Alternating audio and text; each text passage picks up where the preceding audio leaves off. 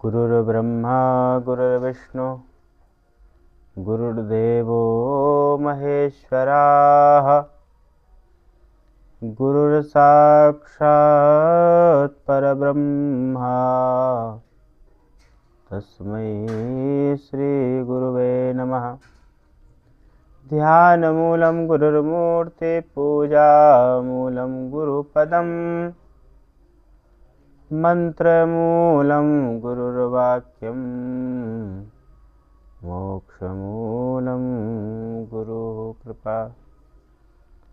ओम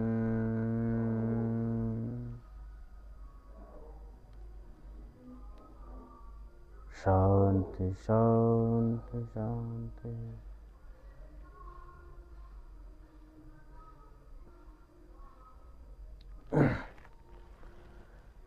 ध्यान मूलम गुरुर्मूर्ति पूजा मूलम गुरुपदम।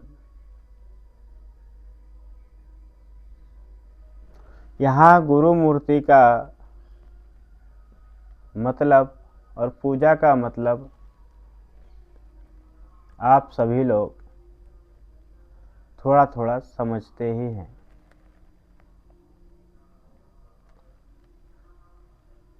पूजा का मतलब कि अपनी निष्ठा के अनुसार अपनी भावना को अर्पण करना, जिसको अर्चन कहते हैं। अर्चन में अर्पण ही है। स्तुति, प्रार्थना, उपासना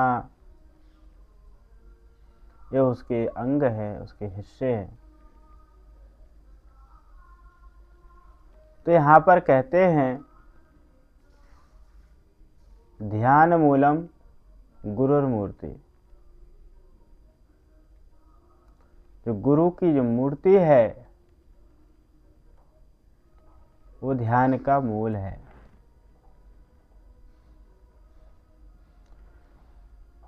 अब ये गुरु मूर्ति क्या है, तो एक श्लोक में ये भी कहा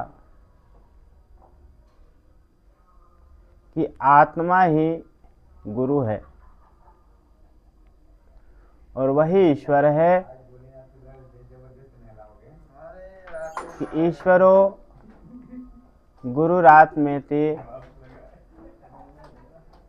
ईश्वर, गुरु और आत्मा वो एक ही है। मूर्ति भेद विभाग ने ये नानत्व जो लग रहा है तुमको, अलग अलग जो जानने में आ रहा है, केवल वो मूर्तियों का ही भेद विभाग है। इसलिए अष्टावक्र जो समझाना चाह रहे हैं वो एक गहन प्रक्रिया है ध्यान की। बार बार इन शब्दों को तुम पढ़ भी लो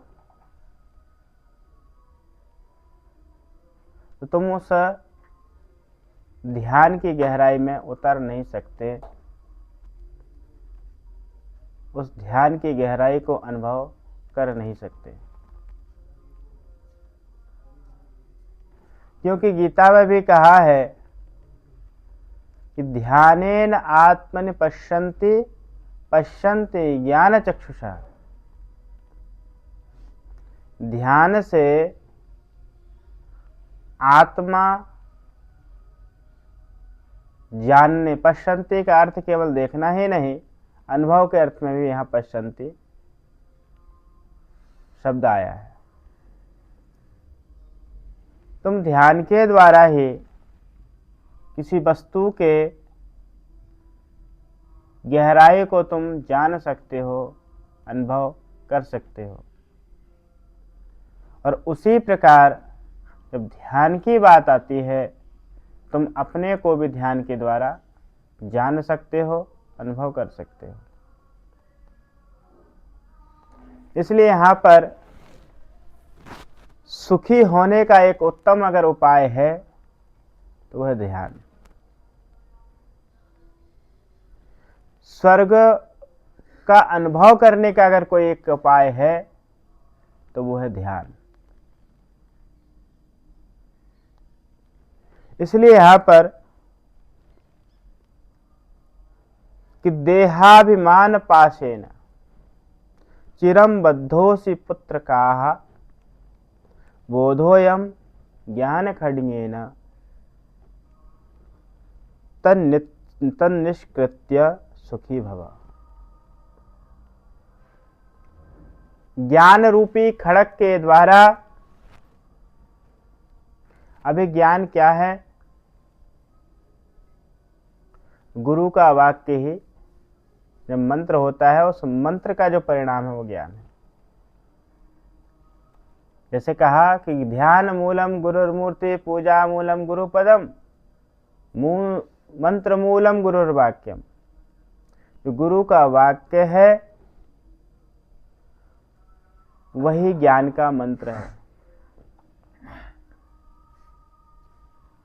तो यहां पर जो कह रहे हैं कि बोध रूपी, समझ रूपी ज्ञान नामक खड़ग से तो इसको काट। किसको? कि देहाभिमान पाशेन चिरम बद्धोसि पुत्र का, कि देह के चिरकाल से, अनादिकाल से, हे राजन, हे वत्स, तू अनादिकाल से। अब देखो यहां जनक की उम्र बड़ी जान पड़ रही है। कथा के अनुसार वो वयोवृद्ध हैं, लेकिन यहाँ अष्टावक्र जो है वो 12 वर्ष की आयु में उपदेश कर रहे हैं।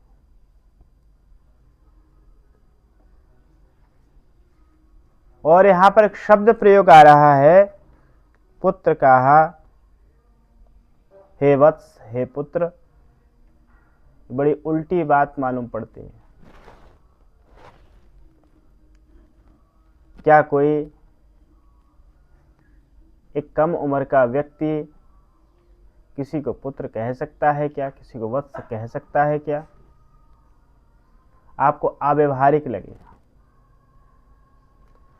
लेकिन जिस अवस्था में, जिस स्थिति में जाकर के अष्टावक्र यहां पर कह रहे हैं, वह जो स्थिति है वो आत्मबोध की स्थिति है। कृष्ण ने भी अगर अर्जुन को समझाने का प्रयत्न किया है तो शुरुआत ही यहीं से करते हैं, आत्मा से। लेकिन उस आत्मा को जानने में सबसे बड़ा जो बाधक है वो है देह। क्योंकि एक शरीर से अनेक शरीर तुम्हारे खड़े हो रहे हैं, अनेक शरीरों की कल्पना हो रही है, अनेक शरीर तुम्हारे समक्ष जान पड़ रहे हैं। लेकिन उन अनेकानेक में कोई एक है जो समस्त देहों का, समस्त इंद्रियों का, समस्त विचारों का जो ज्ञाता है। उसको जानने के लिए एक ही यहां पर जो पाश है वो क्या है? देहाभिमान पाशेन। जन्म जन्मांतरों से मैं देह हूं, मैं देह हूं, मैं देह, देहो हम, देहो हम, देहो हम, देहो हम। तुम रटते रटते रटते रटते तुम उस देह से तुम पीछा नहीं छोड़ रहे। इसलिए बार बार पुनरपि मरणम पुनरपि जननम पुनरपि जननी जठरे शयनम। तुम बार बार मर रहे हो, बार बार जन्म ले रहे हो, बार बार तुम अपनी मां के गर्भ में आकर के फिर भी तुम चेत नहीं रहे हो, तुम जाग नहीं रहे हो और तुम अनुभव नहीं कर रहे हो क्या मैं बंधा हूं। तुमको उस बंधन में भी सुख नजर आ रहा है, तुमको उस बंधन में भी सुख नजर आ रहा है। लेकिन जैसे थोड़ी चेतना जागती है तो तुम उस बंधन से मुक्त होने के लिए लालायित रहते हो, प्रयत्न करते हो, यत्न करते हो। इसलिए देहाभिमान पाशेन चिरम बद्धोसी पुत्र का, कि चिरकाल से देहाभिमान के फंदे में फंस करके मैं बोधस स्वरूप, तुम फंसे हो, इसलिए तुम ये अनुभव करो कि मैं बोधस स्वरूप हूं, मैं फंसा नहीं हूं। तुम्हारा बंधा होना, बंधे होने का अनुभव करना भी एक भ्रम है। तुम्हारी इंद्रियां किसी वस्तु में जुड़ी है और तुम बार बार उसका ख्याल करके, किसी व्यक्ति में जुड़ी हैं, तुम बार बार ख्याल करके कि नहीं मैं इससे बंधा हूं, तो ये भी तुम्हारा एक भ्रम है।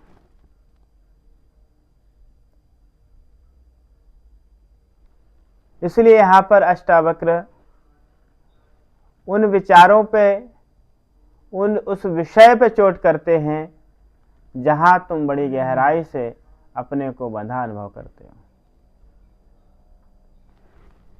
इसलिए बोधो हम ज्ञान खड्गेन तन निष्कृत्य, इसलिए कहा है कि बोध रूप ज्ञान रूपी खड़ग से, समझ रूपी और बोध रूपी ज्ञान के बोध क्या है कि मैं सदा बोध स्वरूप हूं, मैं अबोध नहीं हूं, मैं ज्ञान स्वरूप हूं, मैं आत्मा हूं, मैं चैतन्य हूं, मैं सदा से जागा हुआ हूं। सोती तो यह इंद्रियां है, इसलिए कहा है संतों ने कि जागृत स्वप्न सुषुप्ति, जागृत स्वप्न सुषुप्ति, यह बुद्धि की अवस्था, जागृत स्वप्न सुषुप्ति, यह बुद्धि की अवस्था, मैं इससे भी परे हूं, याते सदा शिवोहम, मैं इससे भी परे हूं, याते सदा शिवोहम। मैं बंधा कहाँ हूं, मैं सदा से तो मुक्त हूं। ये जो बंधन है कि मैं जाग गया, मैं सो गया, मैंने स्वप्न देख लिया, मैंने गहरी नींद को भोगा, ये सब किसके कारण हो रहे हैं? तुम्हारे अंतःकरण के कारण। ये अंतःकरण की वृत्तियां हैं। निद्रा इसलिए प्रमाण विपर्य विकल्प निद्रा स्मृति ही, महर्षि पतंजलि ने इसको वृत्ति कहा है। वृत्त्याः पंचतया क्लिष्टा क्लिष्टाः, ये 5 प्रकार की वृत्तियों में निद्रा नाम भी एक वृत्ति है, जहां पर अचेतन होकर के तरह तरह के स्वप्न देखता है। इसलिए यहां पर देखिए एक ही बोध कि मैं बोध स्वरूप हूं, मैं ही तो जागा हूं। किसी विचार का पता किसको चलता है? और हमारे विकारों का पता किसको चलता है? हमारे विचारों का पता किसको चलता है? मैं सुखी हो गया, ये पता किसको चलता है? मैं दुखी हो गया, पता किसको चलता है? मुझे सर्दी लगी, ये पता किसको चलता है? तो बोलोगे इस देह को, तो मुर्दे को भी पता चलना चाहिए कि सर्दी है कि गर्मी। किसी की जब अंतिम यात्रा निकल रही होती है तो आप स्वयं देखते हैं कितने कपड़े उसको भेंट किए जाते, ओढ़ाए जाते हैं, लेकिन जब उसको अंतिम संस्कार किया जाता है तो सारे कपड़े उतार दिए जाते हैं। उसको तो सर्दी गर्मी का पता नहीं चलता। अग्नि में जल रहा है, तुम थोड़ी सी अगर दीपक की लौ से जले जाओ तो तुम तुरंत कहते हो नहीं मुझे पीड़ा हुई, लेकिन पूरा का पूरा शरीर अग्नि में तप रहा है, जल रहा है, भस्म हो रहा है, वो तो नहीं कहता। इस सारा बोध किसको होता है? चलो ये तो बोध की बात है, लेकिन अज्ञान का बोध किसको होता है कि मैं अज्ञानी हूं?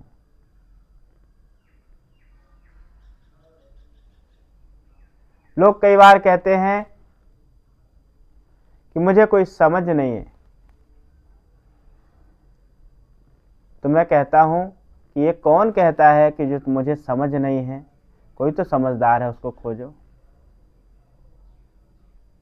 उसको जानो कि कौन कहता है कि मुझे ज्ञान नहीं है? कोई तो ज्ञानी है। कौन कहता है कि मुझे कि मैं अज्ञानी हूं? तो कोई तो ज्ञानी यहां पर है।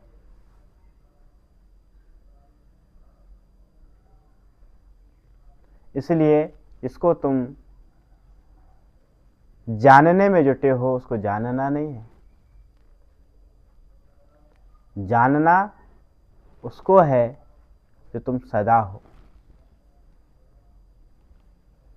इसलिए गुरुजन, गुरुवाणी, गुरु ग्रंथ और गोविंद, गुरु ग्रंथ और गोविंद की कृपा से समझ ही तुमको मिलती है कि तुम वही हो जो सदा है, तुम वही हो जो नित्य है, तुम वही हो जो शाश्वत है। इस बोध स्वरूप, इसे अष्टावक्र कहते हैं कि बोधो हम ज्ञान खड़गे न, इस बोध रूप ज्ञान रूपी खड़ग से तन निष्कृत्य सुखी भवा, उसको तुम काट और निष्क्रिय हो जा। अर्थात मैं करता नहीं हूं, इस कर्तापन के अभिमान से तो मुक्त हो जा। निष्क्रिय होने का मतलब कर्म छोड़ देना नहीं है, क्योंकि ये तो अपने आप होंगे। इसलिए गीता भी कहती है अध्याय 5 में श्लोक संख्या 8, पश्यन् शृण्वन् स्पृशन् जिघ्रन् नश्नन् गच्छन् स्वपंच स्वसन प्रलपन् ग्रहणुन् नुन् निमिषन्नपि इंद्रियाणीन्द्रियार्थेषु वर्तन्ते इति धारयन्। तुम इनसे तुम कहते हो कि मैं देख रहा हूं, वो अपने आप देखा जा रहा है। आंखें हैं, आंखें देखेंगी, कान है, कान सुनेंगे, जीवा है, जीवा स्वाद लेगी। ऐसा तो नहीं होता ना, कानों से तुम देखने लगो, आंखों से सुनने लगो, जीवा से तुम स्पर्श करने लगो, नाक से तुम अन्य इंद्रिया का भोग करने लगो। ऐसा तो नहीं है। यहां कृष्ण भी कहते हैं इंद्रियाण इंद्रियार्थेषु, इंद्रिय अपने अर्थ में, अपने विषय में स्वतः वर्त रही है। लेकिन तुम क्या कहते हो कि मैं देख रहा हूं, मैं सुन रहा हूं, मैं चल रहा हूं, मैं खा रहा हूं, मैं पी रहा हूं। यही जो तुम सोचते हो, यही तो तुम विचार करते हो, लेकिन ऐसा नहीं है। इंद्रियाणी इंद्रियार्थेषु, इंद्रियां अपने अपने अर्थ में स्वतः बरत रही हैं। इसलिए पश्यन आंखें हैं, आंखें देख रही हैं, शृण्वन कान है, कान सुन रहे हैं, पश्यन स्पृशन त्वचा है, स्पर्श का अनुभव कर रही है, जिघ्रन मुख है, तुम खा रहे हो, तुम स्वाद ले रहे हो, अनुभव कर रहे हो, नश्नन नाक है, जिघ्रन मतलब नाक है, नाक गंध ले रही है, श्वास ले रही है। अश्नन मतलब अश भोजने धातु है, उससे अश्नन शब्द बना, अर्थात खाना। देह है, इंद्रियां हैं, भूख लगेगी तुम खाओगे। कोई भी ब्रह्मज्ञानी, कोई भी आत्मज्ञानी ये नहीं कह सकता कि मैं बिना भोजन के रह सकता हूं। कुछ विभूतियां, कुछ सामर्थ्य किसी के अंदर घटित हो जाए कि जो वायुपान से रहते हैं, लेकिन कोई जरूरी भी नहीं कि उससे वो पार चले गए। ब्रह्मज्ञानी, आत्मज्ञानी यहां सब वह कर्म करता है जो संसार करता है। जिघ्रन, अश्नन, गच्छन, स्वपन, चलते हुए, बैठते हुए, सोते हुए, ग्रहणुन ग्रहण करते हुए, नुन निमिषन्नपि आंख बंद करते हुए, खोलते हुए, इंद्रियाणि इंद्रियार्थेषु वर्तन्ते इति धारयन्। इंद्रियां में बरत रही हैं, लेकिन तुमको करना क्या है कि मैं इंद्रियां नहीं हूं, मैं इससे रहित हूं। और वही अष्टावक्र कहते हैं, इस बोध रूपी खड़ग से तू तन्निष्कृत्य, तू फिर निष्क्रिय हो जा, अर्थात कर्तापन के अभिमान से रहित हो जा, और सुखी भव, तो सुखी हो, तो दुखी मत हो, तो सुखी हो। सारा का सारा जो दुख है, अगर तुम विचार करो तुम्हारे कर्ता होने पे है। सारा का सारा जो दुख है तुम्हारे भोक्ता होने पे ही है। तुम भोग लिए, तुम जाग गए। ये इंद्रियां अपने विषयों पे स्वतः ही बरतेंगी, लेकिन तुमको एक ख्याल रखना है कि मैं इंद्रियों से रहित हूं। याते सदाशिव हम,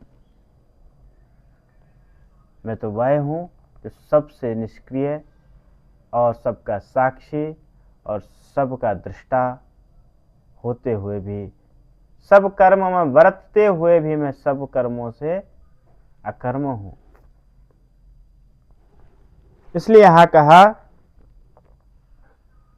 निसंगो निष्क्रियोसि त्वं स्वप्रकाशो निरंजनाः।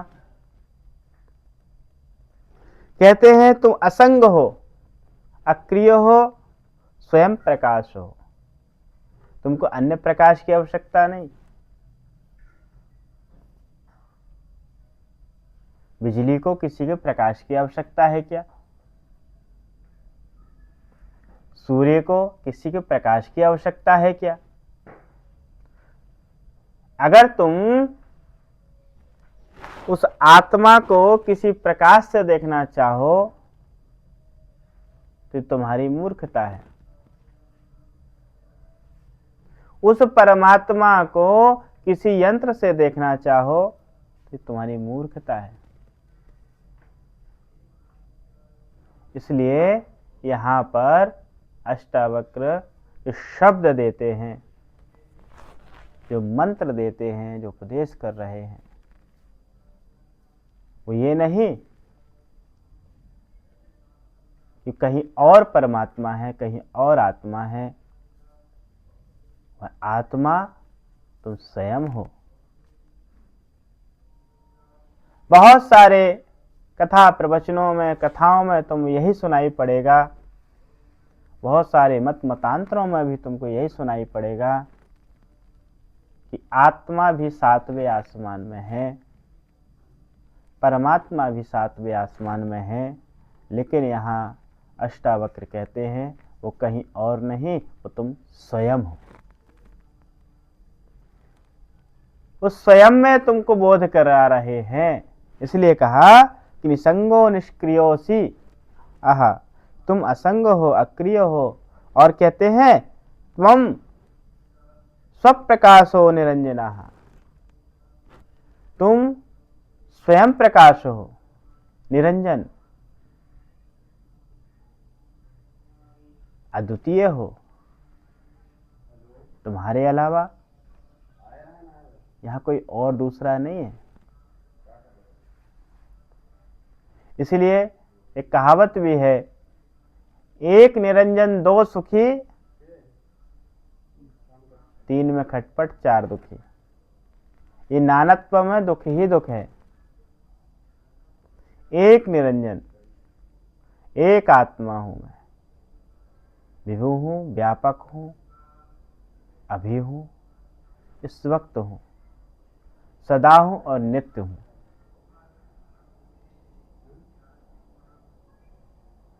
जो सत्य को जाने, एक निरंजन नाम लेत जो जगत पसारा होवे। जो एक निरंजन है, उसका नाम ले, अर्थात कि मैं वही हूं, सदा सर्वव्यापक। विभुम व्यापकम सर्वेन्द्रियाणम। जो विभु है, व्यापक है और समस्त इंद्रियों का प्रकाशक है। इसलिए सब प्रकाशो निरंजनाः अयमेव हि ते बन्धः, अयमेव हि ते बन्धः। इसलिए निरंजन मतलब तुम अत्यंत मल रहित शुद्ध हो। सारा मल विक्षेप विकार किस पे है? मल विक्षेप विकार तुम्हारे अंतःकरण पे है। और सारे अंतःकरण के मलिनता का कारण केवल एक ही समझ में आता है, अगर तुम भी विचार करो, वह तुम्हारी कामना है। इसलिए अगर त्यागने की बात भी अगर कृष्ण करते हैं भगवत गीता में, तो काम्यानम कर्मणाम न्यासम, काम्य कर्मों के त्याग की बात करते हैं। कर्म को नहीं त्यागना है, केवल काम्य कर्मों को। और इन कर्मों से तुमको होगा क्या? ये तुम्हारे अंदर काम की, क्रोध की, लोभ की, ईर्ष्या की, छल की जो एक गंध है, वो समाप्त होगी। इसलिए हमारे गुरुदेव भी कहते हैं, अंदर के पट खोल प्यारे, नाम निरंजन लेत।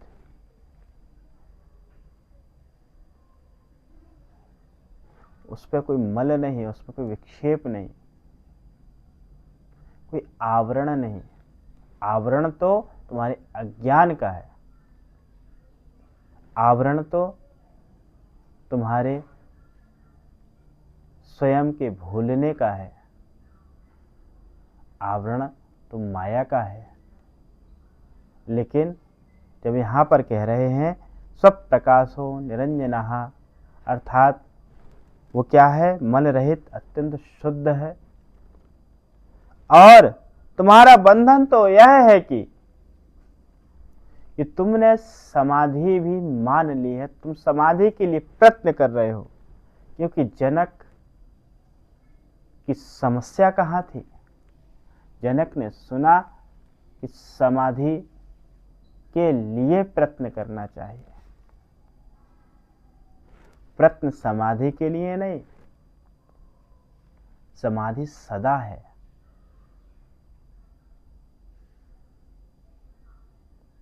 जैसे किसी ने पूछा मेरे से कि परमात्मा को प्राप्त कर सकें, अपने को जान सकें, ऐसा आशीर्वाद मुझे दीजिए। तो मैंने कहा, पहले तो ये समझ तुम लेकर के आओ कि परमात्मा कहीं और नहीं है, परमात्मा सदा है। आत्मा कहीं और नहीं है, आत्मा अभी है, इस वक्त है। बस हमारा अज्ञान का जो आवरण है, ना समझी का जो आवरण है, वो हट जाए, और मैं स्वयं को जान सकूं, जो सदा है, अभी है, इस वक्त है। इसलिए यहाँ पर तो कहते अयमेव हिते बंधा समाधिम अनुतिष्ठसि, कि तुम्हारा बंधन तो यह है कि तुम समाधि का अनुष्ठान करते हो, अर्थात समाधि को प्राप्त करने का प्रयत्न कर रहे हो।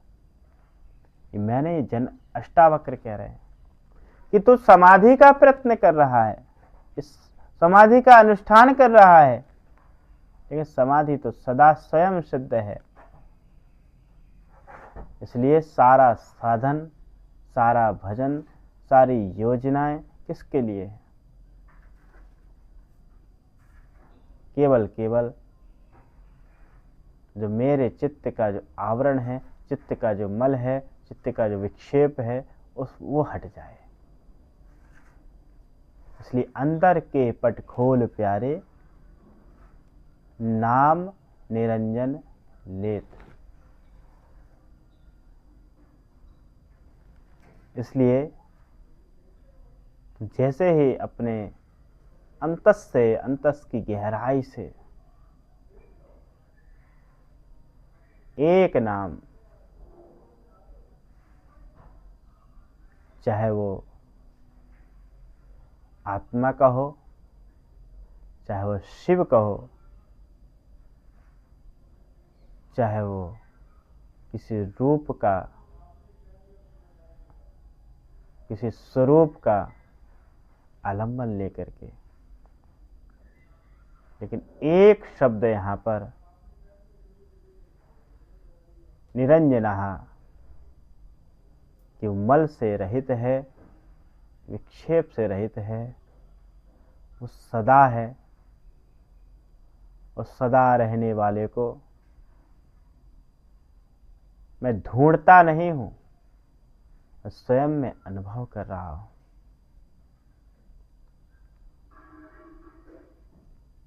कि वो कहीं और नहीं, वो इस वक्त, इस क्षण है। इसलिए यहां पर कहते हैं त्वया व्याप्तमिदं विश्वं त्वयि प्रोतं यथार्थतः शुद्ध बुद्ध स्वरूपस्त्वं मागमः क्षुद्र चित्तताम्। त्वया व्याप्त व्याप्तमिदं विश्वम, ये जोड़ा इस समस्त संसार, कहते हैं इस संपूर्ण दृश्य प्रपंच तुमसे भरपूर है।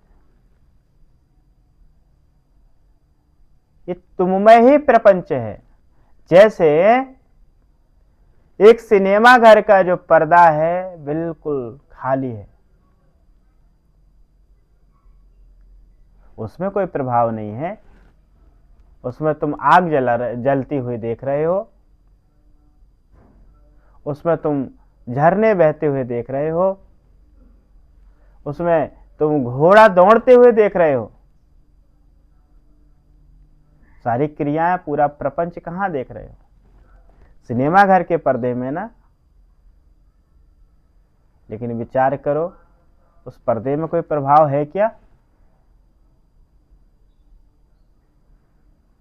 उस पर्दे में कोई तुमको अंतर लग रहा है क्या? पर्दे में अग्नि जल रही है, गांव के गांव धू धू करके जल गए, एक पर्दा जला क्या? बाढ़ आ गई, बाढ़ देख रहे हो, लेकिन तुम्हारी टीवी, तुम्हारा सिनेमा घर का पर्दा बह गया क्या?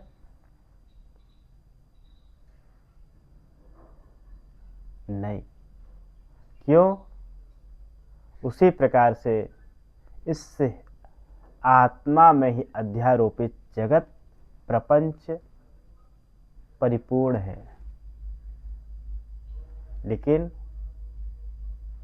यह जो विशुद्ध आत्मा है समस्त प्रपंचों से रहित है, समस्त प्रपंचों से भिन्न है।